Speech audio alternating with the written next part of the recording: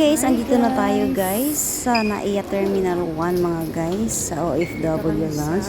Kung pabalik na kayo guys sa ibang bansa, daan kayo dito mga guys. Habang naghihintay kayo ng flight nyo, pwede kayong kumain dyan mga guys. Libre lang para sa mga OFW.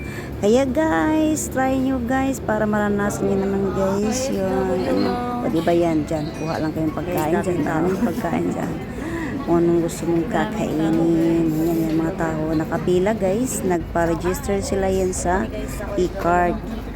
Pero kung meron na kayo, pwede hindi na kayong pa-register. Sa labas, 10 o'clock, may registration din para sa national ID. So ito kami guys, habang kumakain, tingin-tingin sa likod, may mga airplanes dyan mga guys. Ayan, nalamilipat na guys yung Pacific. Nag-timingan ko pang video. Ayan, habang kumakain kami, nakatingin-tingin doon sa sa likod. Marami dyan mga airlines na nagpa-parking, iba. Makikita mo dyan, dumadaan, lumilipad na sila mga guys, mga paalis na ng mga airplanes, makikita mo dyan sa likod. So, ang daming mga OFW naghihintay. Yan mga guys, thank you for